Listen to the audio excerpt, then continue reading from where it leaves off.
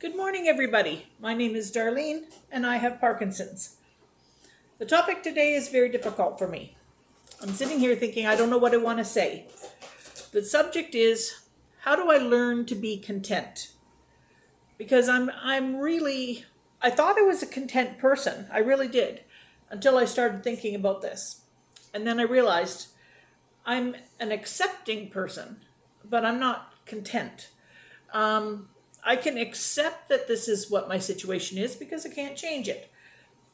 But that does not mean that I've made friends with it. I mean, it doesn't mean that I've embraced it. And there are people that do embrace whatever comes along and they're fine with that. But for some reason, I'm struggling today to find that inner contentment. It would be nice to have it for sure, but I'm not sure how you get it. Even a while back when I was first diagnosed, the neurologist said to me, "Well, you'll be happy if we get you 10 good years."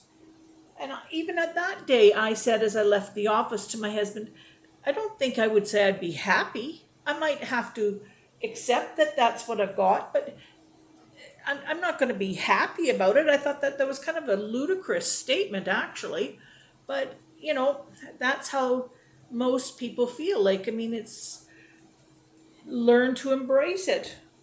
Embrace what? Like, I'm sorry, this is me rambling because I want to be a content. I want to be calm. I want to be all of those things. A real Zen person, I can picture me with my legs all twisted together like a yogi and, hey, hey. That's not me. That's not going to ever happen. I'm a questioner. I'm a learner. I like to learn things. So instead of being content with it, I sort of grab the bull by the horns and say, what can I do to make this the best that it can be? Hence, I bought my A-Linker. That's going to help. I haven't done that yet today. I still have to do it. I'm accepting of what's going on. I'm appreciative right now of this is my patch for today. Oops, I don't see if you can see it. It's how tiny it is. It's just a little thing. That has been a huge help in giving me more good time. And I'm appreciative of that. I'm looking at the clock right now. I just took my next dose of medicine, and I didn't have a slowdown coming up to it, which is very unusual. And unfortunately, sometimes that means that later in the day I'll have a whole dose that doesn't work. But I don't want to jump ahead to that because I'm going to accept that this is what I have today, right now, and it's been good.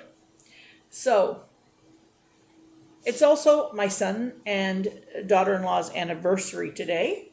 It also would have been my mother's birthday today, so I'm sort of really thinking about family a lot. And, I'm a very lucky person, so I should be content in my life. I think it's the word content. I think that that's what's hanging me up on it. It's because I always think of somebody who's content as being quiet and, that is not me in any way, shape, or form. I'm not a quiet person. If I'm in a large group of people, sure, I'm going to be quiet. I don't say anything. I try to fade into the background, but not as a general rule, and not when I'm just in my home with my husband. Believe me, he'll tell you I can be loud if I want to be loud. But so I think it's the word contentment, but I don't exactly know what to substitute that with. Learning to be content. Yeah, can't come up with too much about it because, like I said, I can accept it, but I'm not happy about it in any way, shape, or form. It is what it is, and I can't do anything about it, so that's all there is for that. I'm going to do something that I do enjoy doing, and that's tell a story. My mom's birthday would have been today. She would have been 89 years old. She's been gone since 2010. I miss her all the time. But my mom was a card. Let me tell you, if anybody thinks that I've got the crazy gene, wow, they should have known Mom. She was a barrel of laughs. Dad was the quiet one. Mom was the life of the party.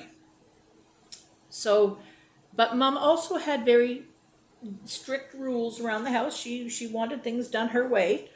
Well, one of the one of the things, we all had a routine for everything. Well, Sunday mornings we had a routine.